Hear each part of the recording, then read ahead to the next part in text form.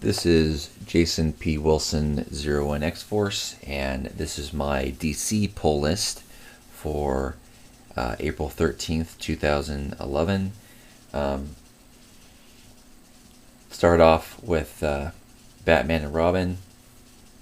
All the books, both Marvel and DC this week, are high quality comics. I didn't get any comics that haven't been exceptional, 4 or 5 star.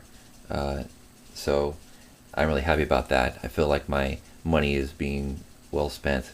And this is a pretty cool cover. It says in the grips of the White Knight, and of course, for those of you who don't read it, the White Knight is Dick Grayson as Batman. He's the Batman of Gotham City, and the Dark Knight is, of course, Bruce Wayne, and he is the Batman of the world, and he's around, bouncing around every country, getting together his Batman Incorporated, which will be crime fighters connected from all around the world. I like that whole White Knight, Dark Knight comparison with the two, because it really fits their style of Batman very well. This is the continuation of the new group of team of writers and artists that have taken over the Batman and Robin book, and I was really enjoying. This is one of my favorite Batman books. It had a few ups and downs, but it's been extremely good and a definite must read. This new team that took over, I think, surprised everyone and actually brought the book back to what it's best at, and that is great story, compelling art, and subject matter that matters. It really matters. So I'm looking forward to reading this. Next up from my DC books is another book that I would say had a few runs that maybe weren't its strongest here recently, actually, and that is Red Robin. I'm a big Red Robin fan. I'm a big Tim Drake fan. I'm really glad that he has his own book, and I've been enjoying most of the story arcs. This new story arc is pretty exciting, though. It's the first time that we're having a triple book crossover between these particular comics, and it's between Batman, Red Robin, and Gotham City Sirens. And I've been wanting to pick up Gotham City Sirens for a while, but it's really hard to find back issues, and you can't find it anywhere on trade, or at least I can't. So I didn't know when and where to jump on. Harley Quinn recently came back to the book, so I thought that was probably a good time to jump on. And at that time, I also found out that they're having this triple crossover, so that was all the excuse I needed to add it to my Bat books.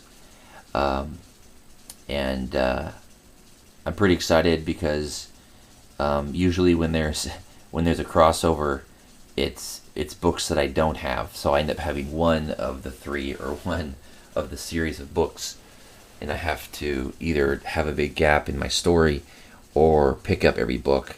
This time it was all the books that I did have, so that was, for me, it was a little, hey, awesome. So yes, I'm looking forward to reading this. Next up for my DC books is Birds of Prey number 11. Birds of Prey has been really strong recently, especially with the whole events of what's been going on. I don't want to spoil anything, but some events have been going on with Barbara Gordon, the Oracle, and it's been affecting both the two books, Birds of Prey and other book she's a major character in, and that's Batgirl. This is a pretty cool cover. Anyone who knows these characters knows the very interesting relationship they have, and this picture kind of amplifies that. It's a very fire passion relationship, but it can easily burn itself out, kind of thing. The Huntress is a force to be reckoned with, and Catman, who has started to have a fan base recently because of his involvement in Secret Six. For a long time, he was a really stupid character, but Secret Six actually made Catman cool again, or for the first time ever, not again. And I actually been thinking his character's interesting, almost wishing that he was on the Birds of Prey rather than Hawk, who I kind of like when he's not in his uniform, but when he is in his Hawk uniform, I think he looks like an idiot. But definitely looking forward to reading this book. Hopefully it's as good as it seems. And my final DC book for the week is one of my absolute favorite comics, and that is Batgirl. Again, because of the events in Birds of Prey, it's affected this book. This is the first time that Stephanie Brown, Batgirl, has been solo since she became Batgirl. I mean, she kind of did some solo stuff a little bit, but she was pretty much always handled and backed up by Barbara Gordon, Oracle. And now she, because of the events that's been going on, she's on her own, and she's facing a formidable opponent. And in fact, that's in the cover there. That's her new or Batgirl mobile. And as it looks like it didn't last very long, it already seems to be getting trashed. Really cool art. Recently, the art has, last story arc or so, the art has changed a little bit, and I've been kind of liking it. At first, her face looked different, but you have to give these artists the ability to have freedom with their art, and I've been enjoying it just fine.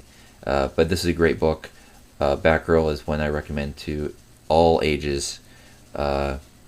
It's always a great read. I definitely recommend picking up back issues of this. I think there's only one trade, the first 6 issues on trade back, but yeah, I'm looking forward to reading this. So those are my polls, DC polls for this week. I'm going to be reviewing them, but if there are any books that you see here that you would like me to review first, just let me know.